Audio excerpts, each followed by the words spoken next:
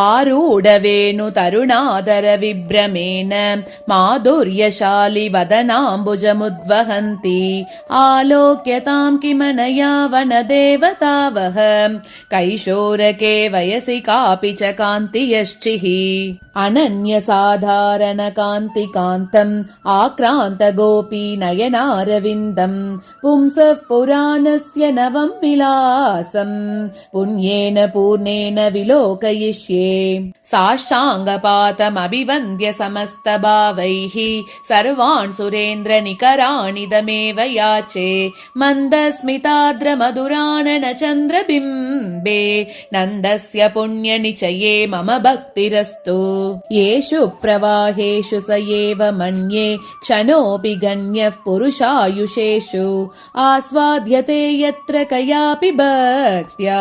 नीलस्य बालस्य निजं चरित्रम्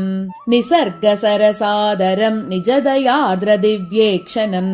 मनोज्ञमुखपङ्कजम् मधुरसार्द्रमन्दस्मितम् रसज्ञहृदयास्पदम् रमितवल्लवीलोचनम् पुनः पुनरुपास्महे भुवनलोभनीयम् महः स कोऽपि बालः सरसीरुहाक्षः सा च व्रजस्त्री जनपादधूलिः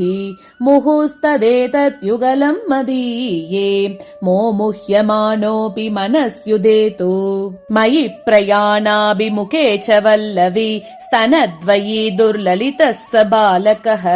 शनैः शनैः श्रावितवेणुनिस्वनो विलासवेशेन पुरः प्रतीयताम् अतिभूमिमभूमिमेव वा वचसां वासितवल्लवीस्तनम् मनसामपरं रसायनम् मधुराद्वैतमुपास्महे महः जननान्तरेऽपि जगदेकमण्डने कमनीयदाम्नि कमलायते क्षणे व्रजसुन्दरी जनविलोचनामृते चपलानि सन्तु सकलेन्द्रियाणि मे मुनिश्रेणी वन्द्यम् मदबरलसद्वल्लभवधू स्तनश्रोणी बिम्बस्तिमितनयनाम्बोजसुभगम् पुनः श्लाघा भूमिम् पुलकितगिराम् नैगमगिराम् घनश्यामम् वन्दे किमपि कमनीयाकृतिमहः अनुचुम्बतामविचलेन चेतसा मनुजाकृतेर्मधुरिमश्रियम् विभोः अयि देव कृष्ण दयितेति जल्पताम् अपि नो भवेयुरपि नाम तादृशाः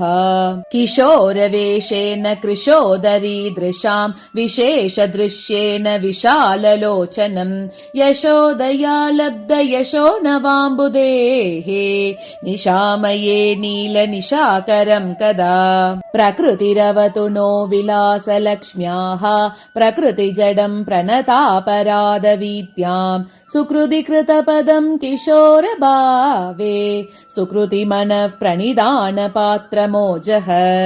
अपहसितसुधामधावलेपैः अतिसुमनोहरमार्द्रमन्दहासैः व्रजयुवति विलोचनावलेह्यम् रमयतु धाम रमावरोदनम् नः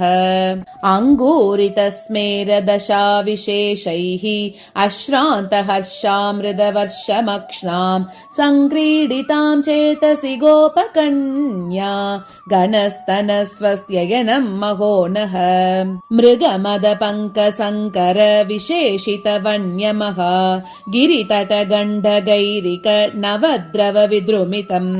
अजितभुजान्तरम् भजत हे व्रजगोपवधू स्तनकलशस्थली गुसृणमर्दनकर्दमितम् आमूलपल्लवितलीलमपाङ्गजालैः आसिञ्चति भुवनमादृतगोपवेश बालाकृतिर्मृदुलमुग्धमुखेन्दुबिम्बा माधुर्यसिद्धिरवतान् मधुविद्विषोणः विरणन्मणिनूपुरम् व्रजे चरणाम्बोजमुपास्वशार्गिणः सरसे सरसि श्रियाश्रितम् कमलम् वा कलहंसनादितम् शरणमशरणानाम् शारदाम्बोजनेत्रम् निरवधि मधुरिम्ना नीलवेशेन रम्यम् स्मर शरपरतन्त्र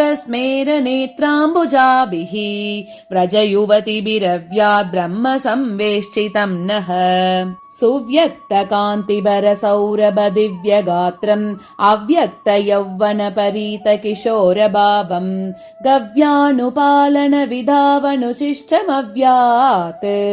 अव्याजरम्यमखिलेश्वर वैभवम् नः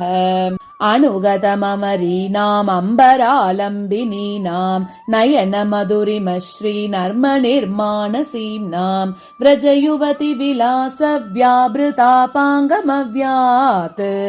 त्रिभुवनसुकुमारम् देवकैशोरकम् नः आपादमाचूडमतिप्रसक्तैः आपीयमानायमिनाम् मनोभिः गोपीजनज्ञातरसावतान्नो गोपालभूपालकुमारमूर्तिः दिष्ट्या वृन्दावनमृगदृशाम् विप्रयोगाकुलानाम् प्रत्यासन्नम् प्रणय चपलापाङ्गवीचीतरङ्गैः लक्ष्मीलीलाकुवलयदलश्यामलम् धाम कामान् पुष्णीयान्नः पुलकमुकुला भोगभूषा विशेषम् जयति गुहशिकीन्द्रपिञ्चमौलिः सुरगिरिगैरिककल्पिताङ्गरागः सुरयुवति विकीर्णः सूनवर्ष स्नपितविभूषितकुन्तलः कुमारः मधुरमन्दशुचिस्मितमञ्जुलम् वदनपङ्कजमङ्गजवेल्लितम् विजयताम् व्रजबालवधूजन स्तनतटी विलुटन्नयनम् विभोः अलसविलसन्मुग्धस्निग्धस्मितम् व्रजसुन्दरी मदनकदनस्विन्नम् धन्यम् महद्वदनाम्बुजम् तरुणमरुणज्योत्स्ना कात्स्न्यस्मितस्नपितादरम् जयति विजयश्रेणी मेनीदृशाम् मदयन्महः राधा केलिकटाक्ष वीक्षित महावक्षस्थलीमण्डना